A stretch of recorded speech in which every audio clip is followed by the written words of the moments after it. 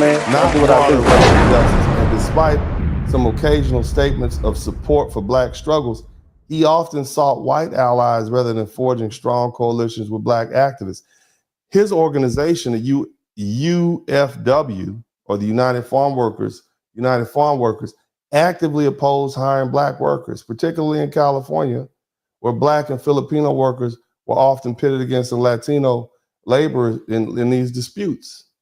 Okay? So again, what you have to understand is throughout the 20th century, Mexican American leaders sought to establish a racial hierarchy where they would be positioned above black Americans, even though they be below white.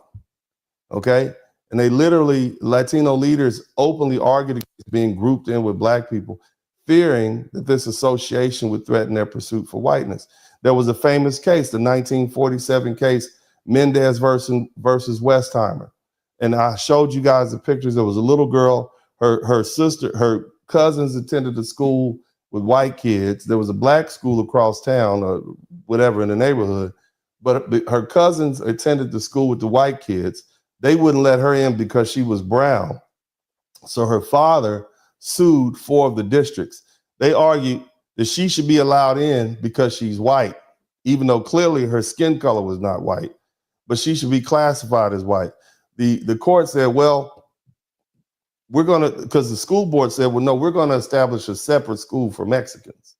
And so we're going to have a white school, a black school, and a Mexican school. And then that case was denied because that is not something that's allowed under the law. So they eventually let her go in with the white kids. But the bottom line is, the whole point was they've been fighting and fighting to be white. There was a Felix Terina, I told you, the president of LULAC in 1957. Many of you all's parents were alive. When asked about the black struggles and whatnot, he famously said, let the Negro fight his own battles. Let the Negro fight his own battles. This is one of them. Imagine if the leader of the NAACP, right, or the Black Action Network came out and say, let the Mexicans fight their own battles. Let the Asians fight their own battles, right? That would be like, wow, you just, okay, cool, whatever. So you got to keep that in mind, okay? And so these folks have been fighting to be white. And it's been a failing strategy, okay? Despite their long history of fighting for whiteness, Mexican Americans learned a harsh lesson in the 1960s. White America is never going to fully accept them. And many of their own thinkers, and you see a lot of them on the internet confessing right now, right? They're never going to, because even though they were designated as white, the average white American is like, no, it's not going to happen. So there was a lot of pushback with that. Okay? Now here's the crazy part. Okay? Here's the crazy part. These folks petitioned courts to be classified as white and distance themselves from black struggles. But then, after 1964, 1965, when we were able to win our rights, right? We were able to secure civil rights in these victories. That is when they began to classify themselves as an oppressed minority. That's when they became brown. Okay, but even today, even right now, so there's very opportunistic in there. But even today, there's a struggle with deep-seated anti-blackness from the mejor la raza, or better the race mindset in Latin America, to the erasure of Afro-Latinos in Hispanic media and politics, and to the widespread discrimination against black people within their own families. You heard what the young lady said, okay? And so the lesson is clear, all right? Whiteness has always been conditional, and it has never been freely given to Latinos, and their failure to fully assimilate has left them without the benefits of whiteness, but also, and here's the key, without the solidarity of Black America. And this is the first time we as Black people are collectively saying, no, y'all on your own. Because see, they've always been able to come run to us after the white folk keep kicking them out and be down with the brown and start talking about black and brown. So this is a pivotal point in history right now in 2025. This is what is amazing to anybody who knows anything about history. This is the first time black people are saying, No, our time, attention, and resources is not for free. We're not going to voluntarily give it to you, especially to those who haven't stood up for us. Okay?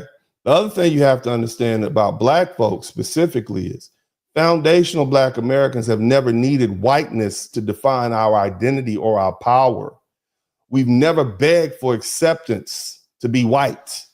Okay? We've literally forced the country to recognize us, our strength, our resilience as we are.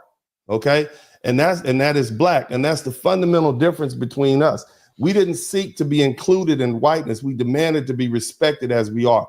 That is our superpower. That is our superpower. See, the story of foundational Black Americans is not merely one of survival. It is one of victory where others folded, where others erased their own identities, whether it be Irish, Italian, Jewish, and even Latino, to be accepted. We resisted that. And not only did we resist it, but we resisted it in our own skin with our own identity, and we won. We were never meant to succeed. They brought us here in 1619, shackled and chained, stolen from our lands, forced to build the economy of the country that refused to recognize our humanity. But we never accept their definition of us. So while others assimilated and surrendered their languages and changed their names and begged for whiteness, we held on to our identity and forced America to reckon with our presence as we are. We didn't come to America as immigrants seeking an opportunity.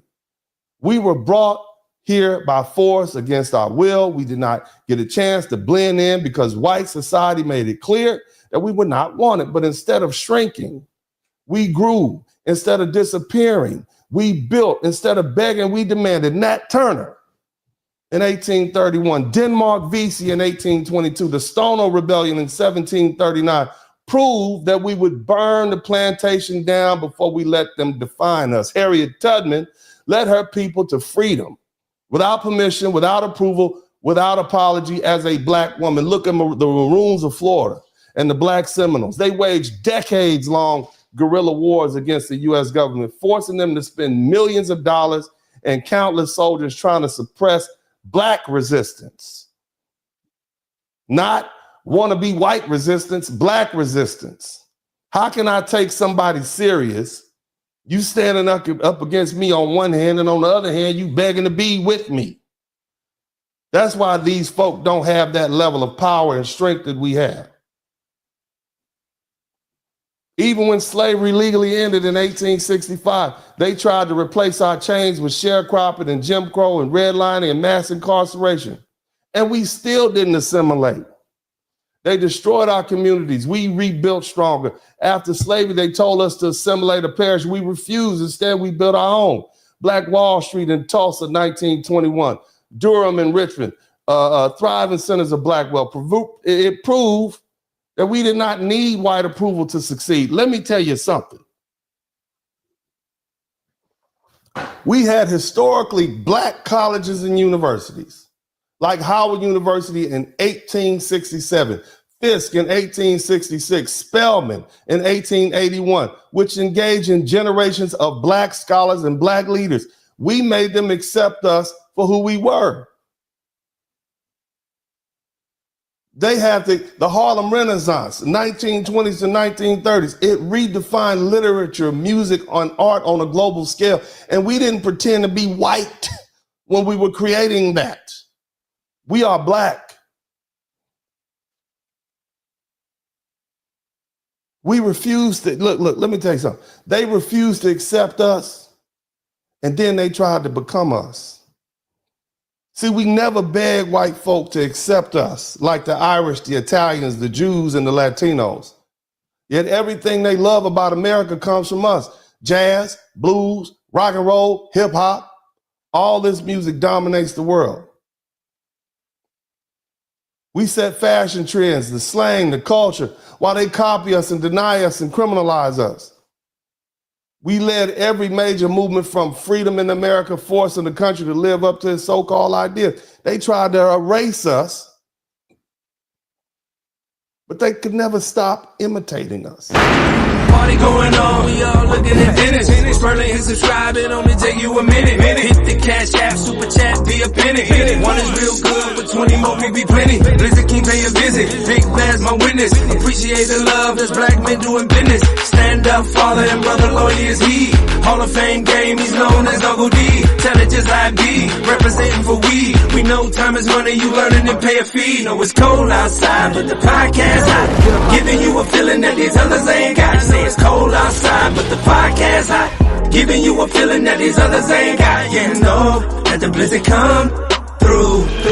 Bundle up for the winner, know this it. Darren Hay watch views. Hit the light, you know that the blizzard come through. Bundle up for the winner, know just hit. Darren Hay watch views. Hit the light, hit the light, hit the light. We still look at all the beautiful music that we've created. That's what's on the inside of us. We are wonderful people.